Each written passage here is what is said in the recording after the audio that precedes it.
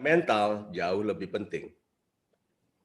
Atasan yang dekat secara fisik hanya bisa selama kita di kantor atau selama kita Zoom seperti ini, tetapi secara mental kalau dia ketemu masalah, dia bilang, aduh seandainya ada Pak MA di sini. Aduh seandainya ada Pak Yoyo di sini. Itu coba. Secara mental, wah ini harusnya Pak Aziz, wah ini harusnya Pak Rahmat. Atau ini Ibu Lasmi Setiadi harusnya, Ibu Atina Nur. Gitu. Kalau nama kita disebut saat beliau ada masalah, ada tantangan, ada rencana besar. Itu saat di mana kita disebut dekat. Nah, berarti di dalam menstrategikan peningkatan kelas pribadi kita harus melihat dulu siapa yang akan mengangkat kita. Itu sebabnya tadi tadi Pak Yoyo 3 orang itu? Orang apa saja yang mau mengangkat kita tadi yang kita harapkan? Orang besar, kaya, dan powerful. Coba. Padahal tiga-tiganya ini orang besar bisa powerful toh? Betul, bisa. Ya, orang besar belum tentu kaya tapi dia banyak nggak harus bayar apa-apa. Orang besar kok. Mau ini digratiskan, mau ini itu makan, tahu-tahu mau bayar bilang nggak usah Pak, tadi meja yang sebelah sana yang membayar. Loh, mana sudah pergi gitu. Nah, orang besar itu enaknya begitu. Jadi iya toh. Nah, orang besar powerful kenapa? Orang-orang powerful menghormati orang besar. Jadi powernya orang powerful seperti dipinjamkan ke orang-orang besar. Nah, jadi kalau gitu, nah orang kaya bisa jadi orang besar. Bisa, Pak. Makanya kata-katanya adalah bisa. Tidak semua orang kaya orang besar. Apakah orang kaya bisa powerful? Mungkin. Bisa. Karena kan uang memang bukan segalanya, tapi hampir segalanya butuh uang kan? Iya. Nah, berarti kalau gitu bergaul. Ingat saya katakan kalau 5 teman Anda itu besar, kaya, satu lagi powerful, kalau Anda bergaul dekat dengan mereka, Anda akan menjadi yang keenam. Jadi pengaruh dari pergaulan dekat itu begitu. Nah, kita mau bahas ini untuk anak muda. Supaya anak-anak muda ini lebih menarik bagi orang-orang besar, kaya, dan powerful. Kalau namanya diperebutkan, coba lihat ya. Kalau seorang wanita diinginkan seorang laki-laki, ini wanita diinginkan oleh seorang laki-laki, ini namanya diinginkan. Nah, sudah terasa sekarang apa bedanya kalau diperebutkan? Diinginkan oleh lebih dari satu orang. Berarti iya, yang menginginkan lebih dari satu orang. Itu dia. Berarti anak muda kalau mau diperebutkan berarti dia harus apa? Diingin, membuat layak diperebutkan. Buat menarik. Tenar. Iya. Anak muda yang tenar dikenal banyak orang kuat, banyak orang besar, banyak orang kaya. Nah, kelihatannya di awal tadi kita bicara tentang yang mengangkat toh, lalu yang diangkat toh. Nah, kita perhatiannya ke sana. Nah, seperti pertanyaannya, yang mengangkat ini mengangkat karena apa? Mengapa mereka mengangkat? Ayo. Karena menguntungkan dia, Pak. Kalau tidak untung, untuk apa diangkat, Pak? Betul sekali, berarti kualitas yang diangkat. Jadi di dalam menstrategikan, anak muda dalam menstrategikan dirinya supaya diperebutkan orang-orang besar, kaya, dan powerful tadi, harus berkualitas. Berarti tadi saya sudah sebutkan tadi, ada satu kata penting tadi, tenar. Berarti berkualitaslah di bidang atau dengan cara yang menjadikan Anda tenar. Coba lihat, ini strateginya. Keren ya? Berarti anak muda harus membangun kualitas di bidang dengan cara yang menjadikan dia tenar. Nah, kalau dia tenar sebagai pribadi yang seperti apa? Pribadi yang Pribadi berkualitas. humble, baik. Cerdas. Kan kalau saya bicara bidang berarti ahli ya? Oke. Ahli. Cara? Cara Kita gunakan istilah anak muda aja. Awesome. Awesome. Awesome. Awesome ya.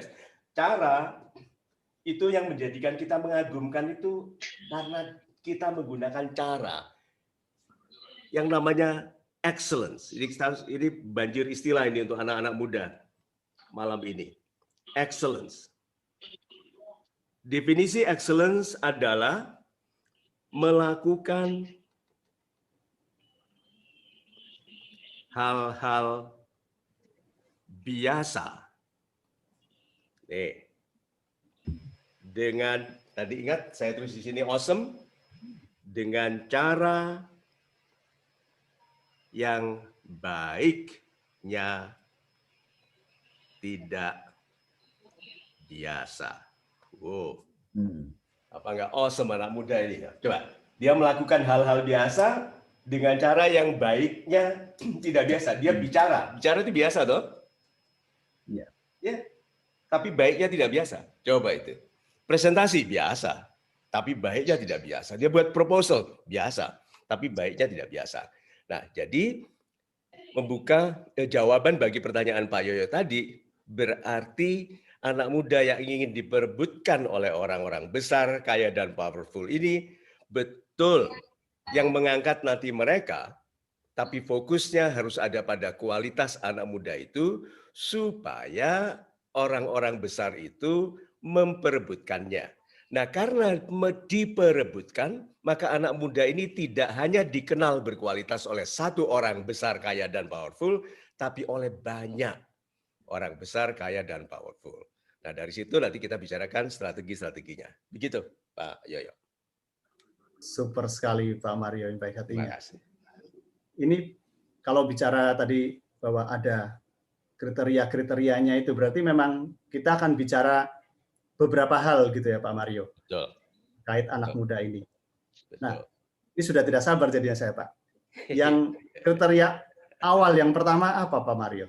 Yang pertama, dan ini konsepnya, jadi mohon izin karena ini webinar ini lebih panjang jadi 1,5 jam, jadi saya lebih bebas memaparkan konsep dan mudah-mudahan sahabat-sahabat muda lebih bertahan ya dengan pengertian konsep ini karena memang sulit pertama kali ditangkap, tapi setelah kita nyangkut dengan konsepnya, mudah-mudahan itu menjadi pola kerja kita, pola hidup kita, sehingga kita tidak lagi mencoba ini, mencoba itu, trial and error untuk mencapai sukses semudah mungkin. Yang pertama, anak muda yang mudah diperebutkan ini adalah yang otentik. Otentik. Otentik itu biasanya kalau orang-orang jual di Komputer tuh, Pak. online itu ya, Otentik. asli, ya, Asli. dijamin Original, Pak. Bukan KW, Pak. Bukan KW. Betul. Nah, dari semua kualitas, ternyata yang paling penting itu pribadi itu harus otentik. Otentik itu asli. Berarti kalau dia marah itu marah, asli. Kalau dia ketawa-ketawa asli gitu. Dia tidak suka sesuatu asli. Istilahnya orang ini karena dia asli, tidak ada kepura-puraan. Berarti dia tidak punya agenda. Tidak punya agenda tersembunyi. Dia kalau suka, tidak suka, tidak suka. Orang seperti ini apapun kualitasnya lebih disukai daripada orang-orang yang licin. Ada tuh orang yang licin, Ya. kemudian nggak jelas itu apa? Ya apa istilah? Apa Pak Azid istilah anak muda sekarang? Gazebo, Pak. Gazebo. Gazebo, Pak. Baru Apa saya dengar tuh Pak Gazebo. Itu nggak jelas banget, Pak. Makanan tuh Pak. Nggak jelas banget maksudnya gitu, Pak. Nggak jelas. Oke, Nggak jelas perhatikan. hanya. Perhatikan loh, orang-orang yang lebih mudah kita dekati, orang-orang yang otentik, yang asli. Yang tidak pura-pura, yang tidak berusaha tampil yang bukan dirinya. Bilang apa adanya, ya apa adanya. Betul. Kalau dia bilang gini, kalau kok dia bisa dicintai apa adanya, ya adanya hebat. Jadi kalau bisa bilang apa adanya, itu anak muda itu tidak berarti seadanya loh ya. Kita itu semua hidup itu harus menghebatkan adanya. Bisa dibayangkan nggak kalau kita itu pergi ke satu tempat menunggu, lalu duduk di sebelah anak muda yang biasa gitu. Tapi setelah kenal, setelah bicara, kok dia sangat terbuka ya, sangat jelas akunya, sangat jelas itunya, sangat jelas nggak maunya. Dan apa? Hebat. Nah yang membuat dia hebat itu apa saja? Nanti kita bicarakan lebih detail, tetapi yang pertama kali, yang sangat saya anjurkan kepada semua, bukan hanya yang muda. Muda dalam artian usia. Ingat kemarin kita bahas bersama Pak Imam, muda itu artinya apa? Waktu itu siapa yang hadir? Pak MA. Muda artinya Memulai. semua yang memulai. Terima kasih. So, semua yang mulai. Berarti kalau gitu, semua yang memulai. Tadi di Facebook ada yang komen, "Oh, saya sudah nenek-nenek, Pak Mario. Nenek-nenek yang memulai lebih mudah daripada anak muda yang malas rebahan." Gitu, yang tidak ada tindakan. Berarti kalau gitu, siapapun yang memulai itu mudah, dan kalau kita sedang memulai, please be authentic, yang asli. Jangan pura-pura. Lebih baik kita tidak disukai karena asli daripada dicintai karena palsu. Karena kepalsuan tidak bisa ditahan lama, pasti ketahuan. Itu. Super sekali Pak Mario. Terima kasih. Diserahkan pada Pak Azid. Oh. Silakan Pak Azid. Baik, terima kasih Pak Yoyo yang baik hatinya. Terima Mohon kasih. izin Pak Mario yang baik hatinya. Saya pernah mendengar satu konsep meniru dan original dari Pak Mario, Pak, Ya. tentang hal ini. Mohon pencerahan yang mengenai hal itu, Pak Mario. Oke. Yang disebut otentik itu pribadinya. Kalau ilmu, semua kita dapat dari luar. Semua dari luar. Loh, tapi kan ada ilmu yang dari hati. Ya, tetapi itu dua macam ilmu kan. Masih ingat? Ilmu itu ada yang pertama diamati, berarti dari luar toh. Dari luar. Yang kedua sumber ilmu ada diturunkan dari Tuhan. Hanya dua ilmu itu datang. Nah, Tuhan berbicara kepada kita dengan di hati dalam bentuk pengertian yang baik, yang orang bilang hidayah itu, pengertian baik yang mengubah, memperbaiki kehidupan. Nah, berarti yang tadi Pak Azid tanyakan, itu ilmu menirunya, itu di ilmunya. Kalau pribadinya harus otentik, Pak. Pribadinya harus asli. Nah, seperti yang saya contohkan, kalau orang bilang Pak Mario hanya meniru, betul, saya peniru. Saya meniru ratusan tokoh, ratusan filosof, gitu, ratusan motivator. Namanya anak muda ya, belajar. Kalau belajar ada yang diserap, kan namanya meniru. Nah, coba sekarang. Ini pelajaran diterima dari tokoh ini, dari guru ini, dari guru ini. Tapi yang dapat kan diambil kan hanya sedikit. Hanya sedikit. Bahkan kalau saya memberikan seminar, orang itu hanya ingat paling banyak 10% kok dari yang disampaikan. Nah, coba lihat. Lalu siapa yang bisa mengatakan setelah kita berguru ke ratusan, ke ribuan, dan mengamati bicara dan celotehnya anak kecil, perilakunya kucing, perilakunya ayam, kalau mau hujan itu? Iya. Iya toh? Iya, Pak. Sekarang siapa yang bisa bilang orang yang sudah belajar itu disebut peniru? Karena dia menyerap dari banyak hal. Jadi kalau begitu orang ini betul peniru. Tetapi itu guru-guru besar di kampus-kampus kita itu. Peniru, betul. Tapi kan sulit ditiru toh. Buktinya kita kuliah berapa tahun untuk menjadi doktor. Dan itu baru sedikit dari ilmu beliau yang turun kepada kita kalau kita jadi doktor. Berarti para peniru yang hebat itu, saya tulis warnanya dengan tinta yang beda, menjadi original saat mereka sulit ditiru. Nah, ini yang menjadikan mereka disebut original. Jadi orang berilmu tinggi gampang menjadi asli dalam ilmu dan tadi otentik di pribadinya, asli di ilmunya. Original. Itu, Pak.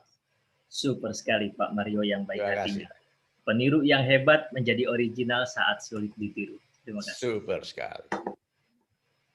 Super sekali Pak Mario. Terima kasih. Saya tertarik dengan ini Pak. Anak muda itu hobinya kan meniru Pak. Kebanyak meniru gitu. Ya. Bagaimana menurut Bapak? Jadi kan otomatis mereka itu meniru orang-orang yang sudah sukses begitu Pak. Betul. Nah, begini. Saya tulis dulu kata pentingnya yaitu meniru. Saya ambil satu kata, suka. Apa yang kita lakukan?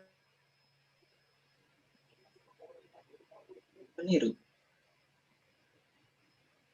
Ada sedikit masalah mungkin di sinyalnya Pak Mario. Kita tunggu sebentar. Oh iya. Cek. Ya kita tunggu Pak Azid sebentar ya. Pak Mario, Iya, ada Pak Rahmat yang baik hatinya. artinya ada gangguan di sinyal. trouble. Ya. Ya memang salah satu ini ya, problem kalau dengan online kadang-kadang seperti ini. Seperti itu. Walaupun ini memang positifnya lebih banyak sih dalam hal jangkauan ya, jangkauannya jadi bisa ke seluruh dunia, tapi memang ya kadang-kadang ada Kendalanya. ini kendalanya. Baik Pak. Mungkin Sama tadi sambil sudah dibahas satu ya. Ya, satu Pak. gimana Pak Azid? Sambil menunggu Pak, sambil menunggu. Ya. Pak Yoyo bisa meniru. Oh, sudah ada lagi ya. Oh, maaf. Mohon maaf, tadi terputus ya? Terputus Terputus, Pak. Ya, Pak. Pak. Hai, tidak tahu kenapa. Tetapi masih terlihat ini. Sudah tadi Masih Pak. Terlihat. saya menulis Masih ini. terlihat. Oke, pertanyaan saya. Apa yang kita lakukan kalau kita suka sesuatu? Kalau kita suka kamera, contohnya nih. Apa yang kita lakukan? Mempelajarinya Pak. Ingin tahu Merawat, Pak. semua Pak. Kalau mempelajari itu berarti tidak betul-betul ingin, Pak Azid. Iya Pak. Membeli Pak. Kan kalau beli itu berarti tidak betul-betul ingin, Pak. Memiliki Pak. Kalau memiliki belum betul-betul ingin, Pak. Ngoprek. Oh, Koleksi. Koleksi.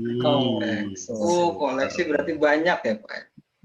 tanda bahwa kita menyukai sesuatu itu kita koleksi, berarti banyak-banyakan dari berbagai macam brand, berbagai macam sumber. Bahkan ada yang sama tapi dia bilang ini kameranya Winston Churchill. Gitu. Bayangkan. Oh, itu saya yang satunya lebih, oh ini kameranya Nabi Adam. Gitu. Nah, Lebih klasik. iya, dan sudah digital, tahu nggak? Nah, jadi kalau begitu, anak muda itu kan sangat emosional. Jadi itu sebabnya orang tua yang salah mengasuh anak sehingga menyukai yang tidak baik, apa koleksinya? Ketidakbaikan. Ketidakbaikan. Yang tidak baik. Nah, koleksi tokoh anak muda. Saya waktu masih muda dulu tempelkan tokoh-tokoh.